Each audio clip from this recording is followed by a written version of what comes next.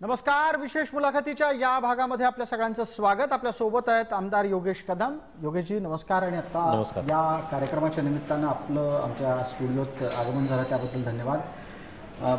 थेट आणि मुद्द्यावरच येतो. आपली अगदी ताजी प्रतिक्रिया एक अशी आली की तुम्हाला वेगळा विचार करावा लागेल.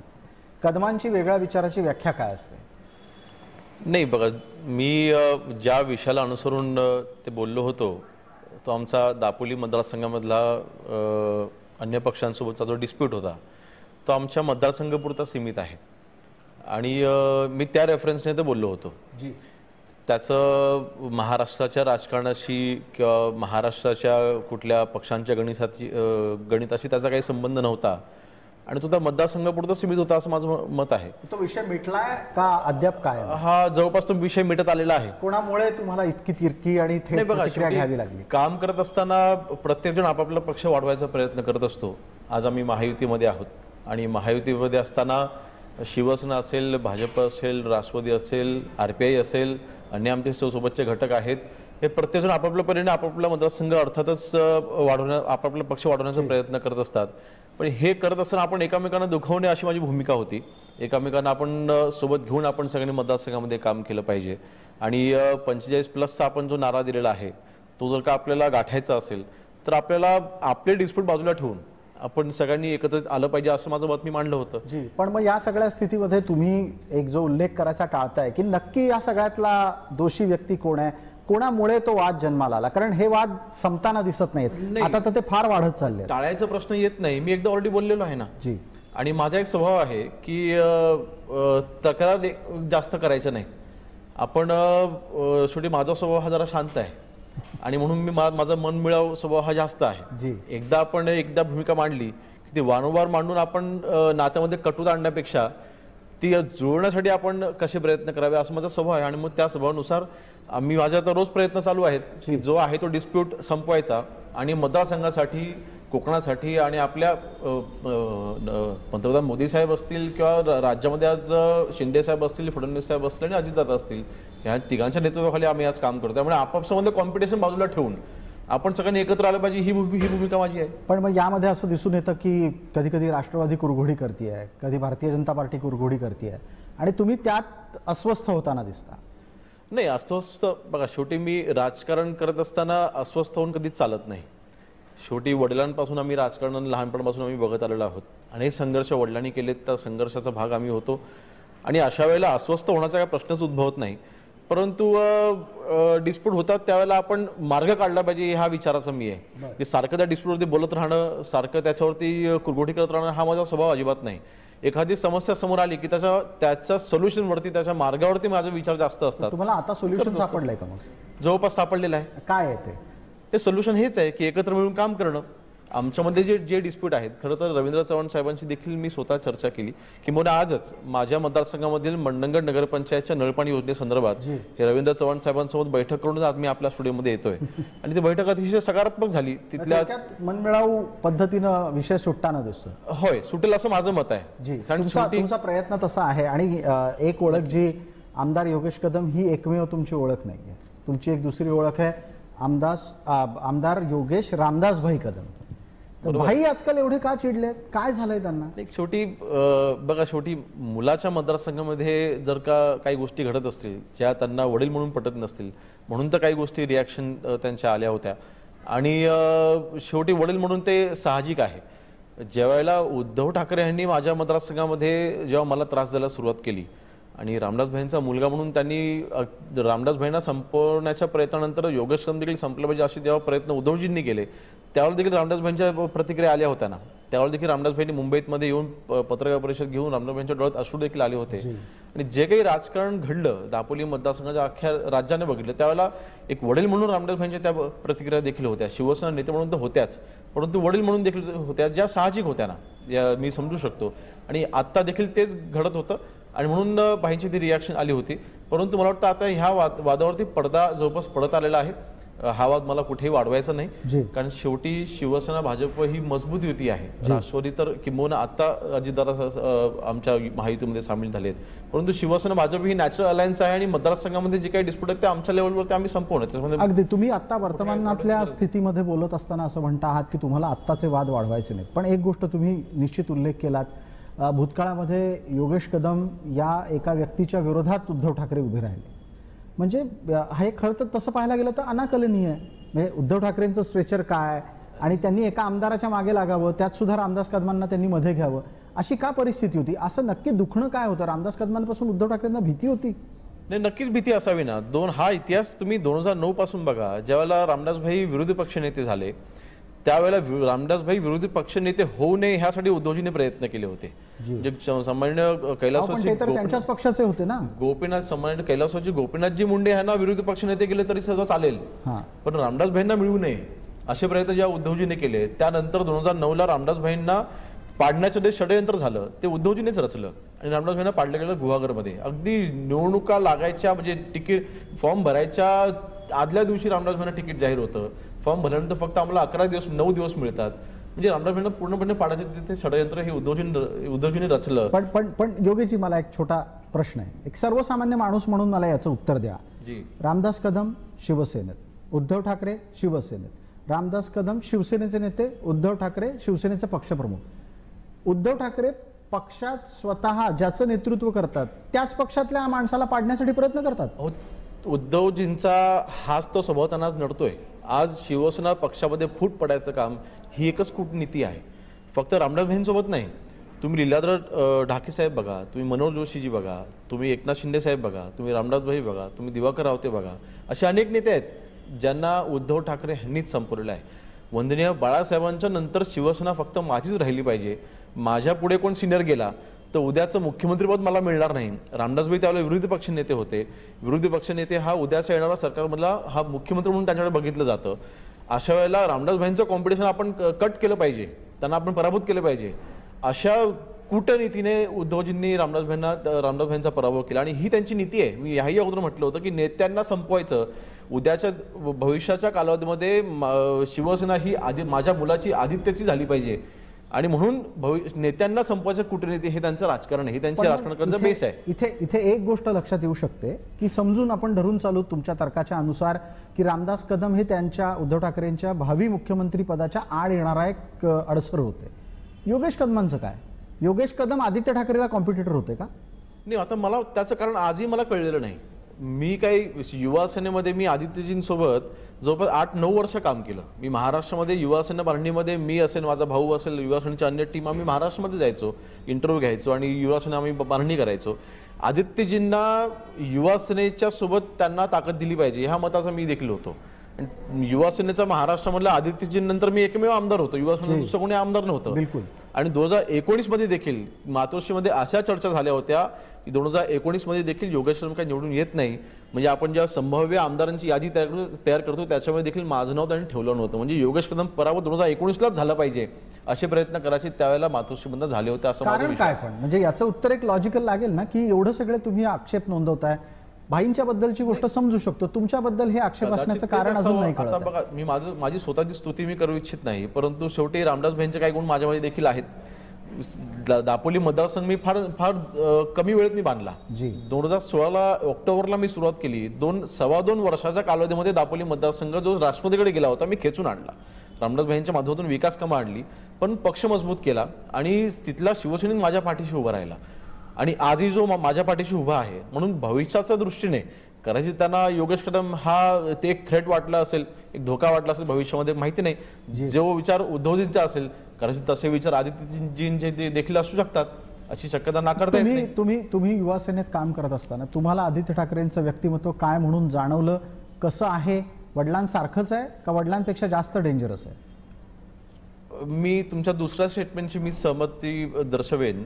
कदाचित वडिलांपेक्षा जास्त डेंजरस आहे आदित्य ठाकरे. होय, त्याचं कारण असं पूर्णपणे जबाबदारीने हे सांगताय की आदित्य ठाकरे जास्त डेंजरस. अतिशय जबाबदारीने सांगतो, कारण त्याचा अनुभव जो मला आला माझ्या मतदारसंघामध्ये जेव्हा अनिल परब जेव्हा ढवळाढवळ करत होते, मला सोडून मी ज्याला पराभूत करत त्याला जेव्हा निधी देत होते, मी पहिला माझे मित्र म्हणून मी आदित्यजींकडे गेलो.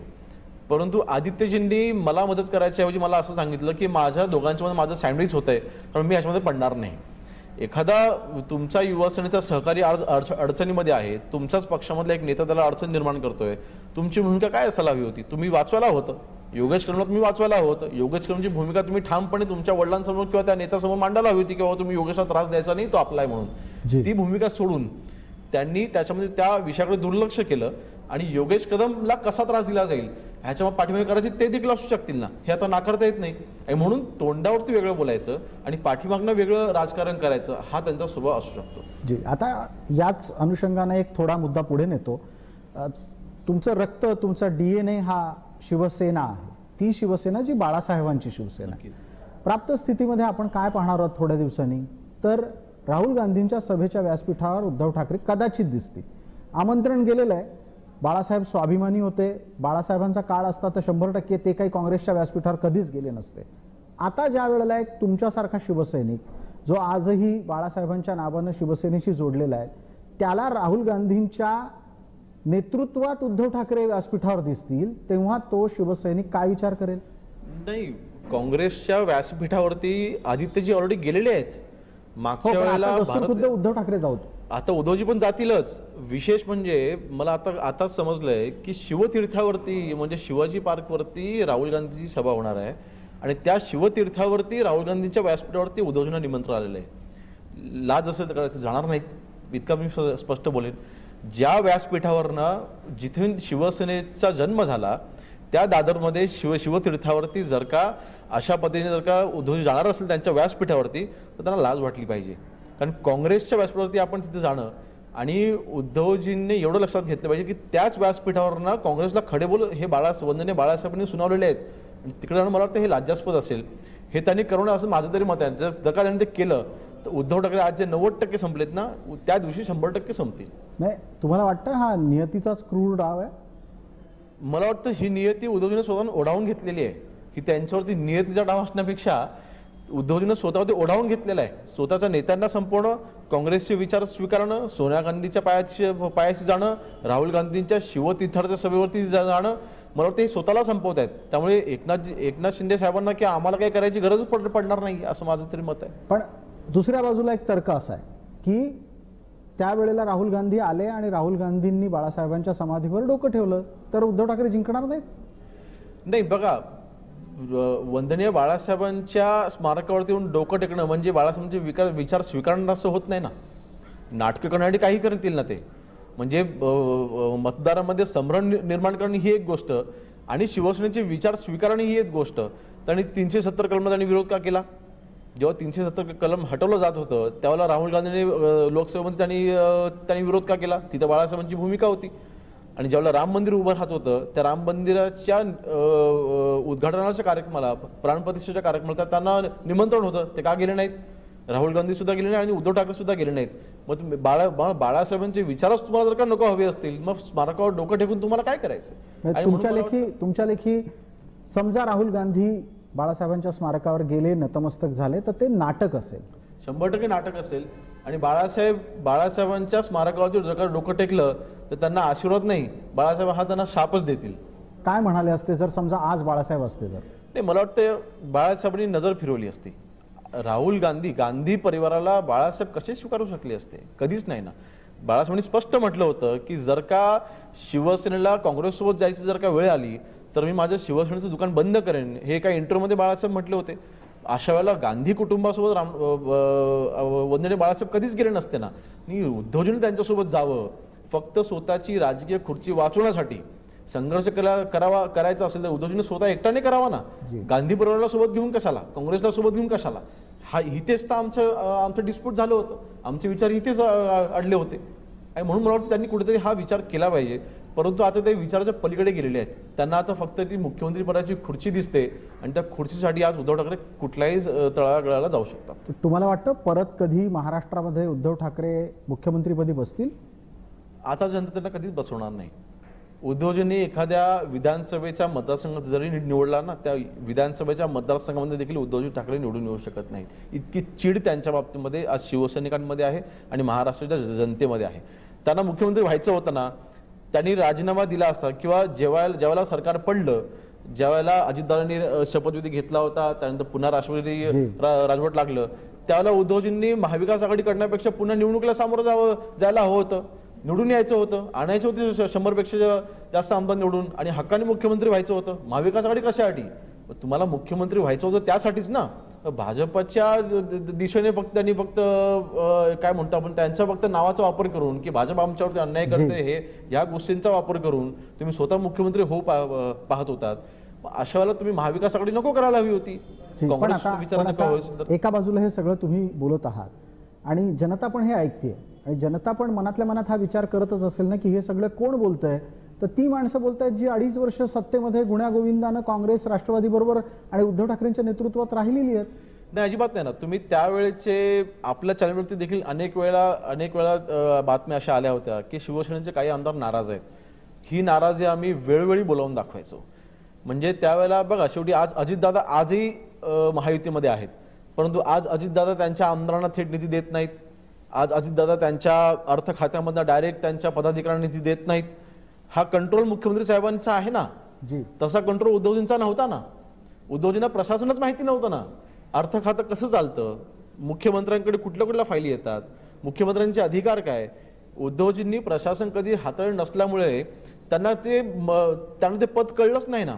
पण मग त्यावेळेला परिणामी त्यावेळेला काय होत होतं, त्यावेळेला शेवटी प्रत्येक, जसं मगाशी सुरुवातीला मी सांगितलं, प्रत्येक पक्ष आपापला पक्षनेता आपला पक्ष वाढवायचा प्रयत्न करतो ना. त्यामुळे अजितदादांना दोष देण्यापेक्षा त्यांना थांबवण्याचं काम जे उद्धवजींना करता आलं नाही हा त्यांचा कमीपणा होता. आमचं वारंवार असंच म्हणणं होतं की तुम्ही पक्षप्रमुख म्हणून, शिवसेना म्हणून तुम्ही कधी काम करणार आहात. एक मुख्यमंत्री म्हणून तुम्ही कोविडच्या वेळेला फक्त काम करताय असं तुम्ही भासवताय, परंतु शिवसेनेचा पक्षप्रमुख म्हणून तुमच्या आमदाराच्या पाठीशी उभारणं जी तुमची नैतिक जबाबदारी आहे, शिवसैनिकांना विकास कामं देणं, काम देणं ही तुमची नैतिक जबाबदारी आहे, ती तुम्ही कधी पार पाडणार नाही. पण मग याच्यात एक प्रश्न असा विचारेन की तुम्ही ज्या वेळेला असं म्हणता की उद्धव ठाकरेंना ना प्रशासन कळलं ना मुख्यमंत्री कार्यालय कळलं, पण मग त्यावेळेला जर सरकार चालत असेल तर त्यावेळेला ते सरकार चालवत कोण होतं? लोक असं बाहेर बोलतात, बाहेर की रश्मी ठाकरेच सरकार चालवत होते. नाही, आता मी तुम्हाला एक किस्सा सांगतो. वर्षा बंगल्यावरती मी एकदा विकास काम घेऊन गेलो होतो. 2.5-3 तास मी तिथे मुख्यमंत्री महोदयांची वेळ घ्यायला मी थांबलो होतो. नंतर कळलं की जवळपास 1.5-2 तास रश्मी बहिणी असतील किंवा उद्धवजी असतील, आदित्यजी असतील आणि वरुण सरदेसाई गार्डनमध्ये 1.5 तास चहा घेत होते. मग वर्षा बंगल्यावरती नेमकं कोण तिथे हाताळत होतं? तिथे आता ठीक आहे, कुटुंबावरती बोलणं मला ते पटणार नाही, परंतु हस्तक्षेप होता ना. एखादा कुठला निर्णय घ्यायचा असेल तर त्यांच्या माध्यमातून जायचं. कोणाच्या माध्यमातून? म्हणजे वरुण सरदेसाई का रश्मी ठाकरे? वरुण सरदेसाई असतील, रश्मी बहिणी असतील, ह्यांचा नक्की 100% हस्तक्षेप होता. कोण कुठल्या कॉन्ट्रॅक्टर्सना फोन जायचे, कुठले कॉन्ट्रॅक्ट कसे वाटप केले जायचे, ह्या देखील माहिती आपण काढली पाहिजे. त्याच्याबद्दल खरं तर आमच्या वरिष्ठ नेत्यांनी ह्याच्याबद्दल अनेक वेळेला ह्याचा उल्लेख केलेला आहे, परंतु वस्तुस्थिती आहे. आणि म्हणून प्रशासन तुम्ही चालवत असताना, मुख्यमंत्री पद तुम्ही भूषवत असताना तुम्ही जर का शिवसैनिकाला न्याय देणार नसाल, मग त्या मुख्यमंत्री पदाचा उपयोग कशासाठी, कोणासाठी नेमका आहे? पण मग तुम्हाला आता असं वाटतंय की एकनाथ शिंदे शिवसैनिकांना न्याय देत आहेत? 100% ना. कशा पद्धतीने? बघा, शेवटी आज मी एखादा माझ्या मतदारसंघामधलं विकास काम जेव्हा मागणी करतो, आज परवाच्या दिवशी माझ्या मतदारसंघामध्ये सामान्य शिंदे साहेब आले होते. 400 कोटी कामांची भूमिपूजन झाली, 400 कोटी कामांना तिथे सुरुवात झाली. ही काय माझी कामं नव्हती ना, ही जनतेची कामं होती ना. शिवसैनिकांनी माझ्यापर्यंत कामं आणतात, तीच कामं आम्ही मुख्यमंत्र्यांपर्यंत घेऊन जातो. आमदाराला तुम्ही जर का न्याय देणार नसाल तर परिणामी शिवसैनिकाला न्याय मिळणार नाहीये. हीच तर बाबा आम्ही उद्धवजींना समजावून सांगत होतो. कारण शेवटी शिवसैनिकांच्या जोरावरती आमदार निवडून येतो आणि आमदाराच्या जोरावरती तुम्ही मुख्यमंत्री झालेला आहात. मग तुम्ही आमदारांना ताकद न देणं म्हणजे तुम्ही त्या शिवसैनिकांना ताकद न देणं असं होतं. आणि म्हणून तर 40 आमदार जाणं साधी गोष्ट नाहीये ना. जी, पण आता या घडीला मग जेवढं सगळं गणित समोर येत आहे त्याच्यामध्ये एक वाक्य तुमच्या कानावर वारंवार आलेलं असेल आणि ते असं आहे की हिम्मत असेल तर एकनाथ शिंदेंनी वरळीतून लढून दाखवा, अन्यथा आदित्य ठाकरे ठाण्यात लढायला येतील. जर समजा आदित्य ठाकरे ठाण्यात आले तर निकाल काय असेल आणि शिंदे वरळीत आले तर निकाल काय? मी तिसरं सांगेन, त्यापेक्षा आदित्यजींनी माननीय मुख्यमंत्री महोदयांना चॅलेंज करण्यापेक्षा मी त्यांना चॅलेंज देतो आपल्या जय महाराष्ट्र चॅनलच्या माध्यमातून की आदित्यजीने दापोली मतदारसंघामध्ये लढावं आणि जिंकून दाखवावं. त्यांनी माझ्यासमोर त्यांनी जिंकून दाखवावं, हे माझं त्यांना चॅलेंज आहे.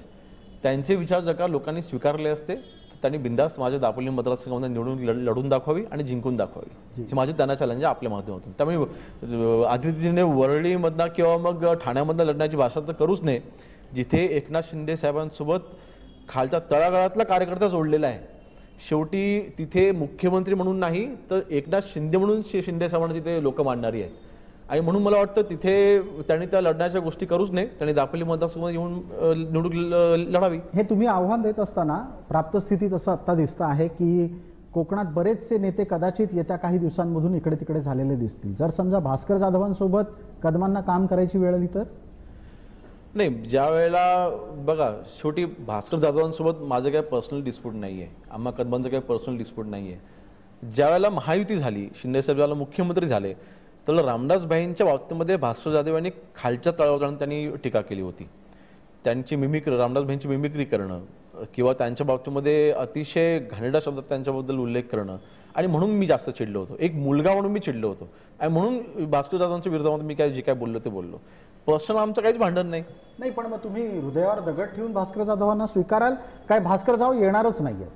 नाही बघा, मी याही अगोदर सांगितलं होतं की ज्यावेळेला आम्ही गुवाहाटीला होतो त्यावेळेला सामान्य शिंदे साहेबांनी मला आणि उद्धवजींना बाजूला घेऊन एक गोष्ट सांगितली होती की भास्कर जाधव देखील तयार आहेत, त्यांच्यासाठी विमान देखील मी पाठवतोय, तर तुमचं त्या बाबतीमध्ये काय म्हणणं आहे? तर आम्ही सांगलो साहेब गरज नाही, आज त्या व्यक्तीच्या मुळे आपल्यामध्ये अजून वाद वाढतील आणि पक्षांतर्गत डिस्प्यूट तयार करणं, किंबहुना वर्षा बंगल्यावरती असताना म्हणजे 21 तारखेला 21 जूनला रात्री ज्यावेळेला मी वर्षा बंगल्यावरती होतो त्यावेळेला तुम्हाला विरोध करणारी व्यक्ती म्हणजे फक्त भास्कर जाधव होती, भाजपला विरोध करणारी व्यक्ती म्हणजे भास्कर जाधव होती. अशा व्यक्तीला आपल्यामध्ये आणून आपल्यामध्ये अजून डिस्प्यूट होतील, त्यांना आणू नये असं मी आणि उदयजी सामंत यांनी मत मांडलं आणि त्यावेळेला त्यांना न घेण्याचा निर्णय तिथे गुवाहाटीला झाला. आता भास्कर जाधव त्याच वेळेला तयार होते. निर्णय शिंदेंना कदाचित आजही आठवत असेल. मला चर्चेला थोडंसं पुढे न्यायचं, वेळ मर्यादेमध्ये आपल्याला पटकन चर्चा आटोपती घ्यायची आणि मला त्यानिमित्तानं तुम्हाला विचारायचं की राणे कदम हे आता गुण्यागोविंदानं नांदतायत? नक्कीच नांदतायत ना. आज नितेशजी राणे आज आमदार आहेत आणि आज मी देखील आमदार आहे. एखादा कोकणाचा जर का कुठला प्रश्न आला तर मी नितेशजींकडे स्वतः जातो की आपण हा विषय एकत्र मांडला पाहिजे, आपण कोकणासाठी एकत्र आलं पाहिजे. सामान्य नारायण राणे साहेबांची माझी काही दिवसांपूर्वी सह्याद्रीवरती भेट देखील झाली. त्याही वेळेला त्यांनी रामदास भाईंच्या बद्दल त्यांनी विचारपूस केली आणि बघा त्यावेळेला देखील नारायण राणेच्या अंगावरती उद्धवजींनीच रामदास भाईंना सोडलं होतं. म्हणजे विरोधी पक्षनेते झाल्याच्या नंतर जेव्हा नारायण राणे साहेब जेव्हा तिथे सत्तेमध्ये आले आणि ते महसूल मंत्री होते त्यावेळेला संघर्ष केला पाहिजे ह्या मताचे रामदासभाई देखील होते, परंतु तो वैयक्तिक लेवलवर जाता का म्हणे हा देखील रामदासभाईंचा स्वभाव आहे. परंतु त्यावेळेला वंदनीय बाळासाहेब ठाकरेंचे आदेश पाळणं हे शेवटी बंधनकारक होतं आम्हाला आणि त्या आदेशांचं पालन त्यावेळेला व्हायचं. त्यावेळेला का पर्सनल डिस्प्यूट कोणाचाच नव्हता आणि उद्धवजी ठाकरे यांनी राणे आणि म्हणजे राणे साहेब आणि रामदास भाईंचं भांडण कसं वाढेल त्यांनी फक्त एवढंच पाहिलं.